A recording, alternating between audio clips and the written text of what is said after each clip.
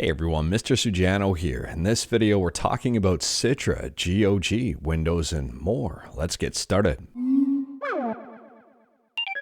Alright, we'll kick things off talking about IBM PC System Emulator 86 Box and version 4.0 just released. Now this is a big update. In fact, it's the first one since November of last year, and we've got some input improvements, some massive mouse movement improvements, and some keyboard responsiveness improvements. VDE virtual networking is now supported, and on Linux here, they've added in Pipewire support for audio and also pure WLAN support. If you use 86 Box, I'll drop a link to the entire changelog in the description below, and I do recommend checking it out. There is a ton here.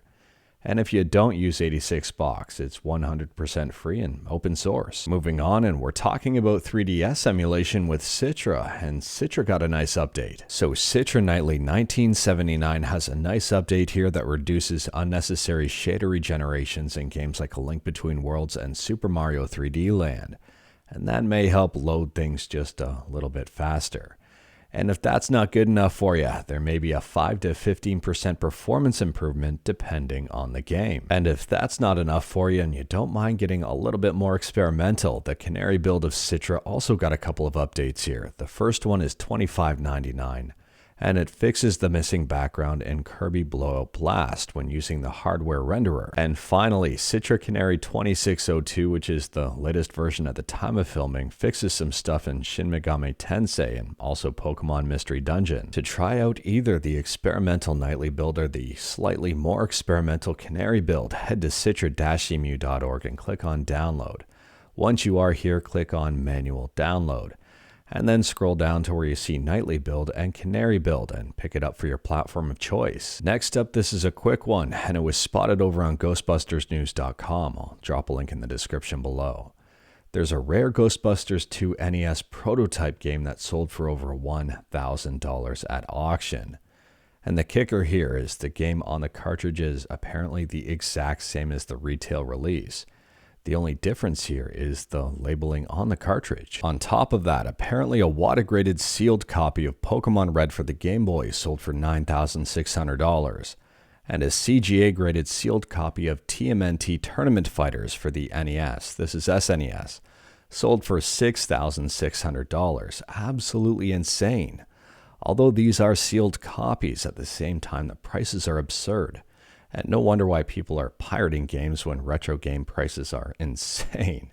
It's making me wonder, should I finally sell my retro collection? And speaking about increased prices, next up we're talking about Microsoft. And if you haven't got Game Pass yet, it's going to get a bit more expensive to get started.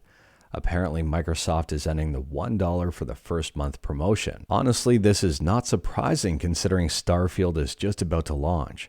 I can't see Microsoft wanting a whole bunch of people to create brand new accounts for $1 and enjoy this game for an entire 30 days without worrying about it. Moving on, and this is a real quick one. The other day we talked about Linux releasing kernel 6.5.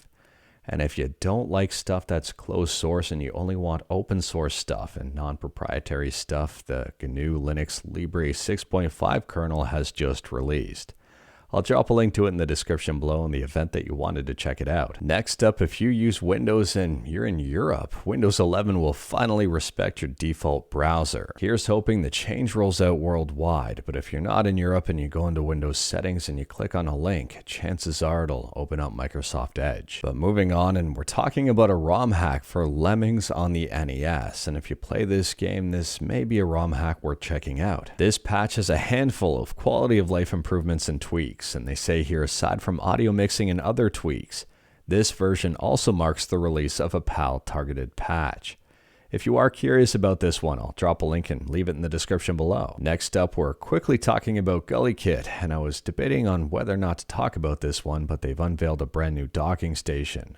It supports the Steam Deck, ROG Ally, Nintendo Switch, and Ionia consoles, and it kind of looks like an SNES. Now, there are risks with using third-party docks, and I don't necessarily recommend doing so, but at the same time, this one looks pretty cool. I'll probably just stick with official first-party docks, but let me know your thoughts about this one in the comments below. And speaking about docks, next up we're talking about a system that will probably support a dock, the Lenovo Legion Go. And footage of this brand new console has just leaked. If you wanted to see the trailer for it, I'll drop a link in the description below, and there's even more information here on Windows Report.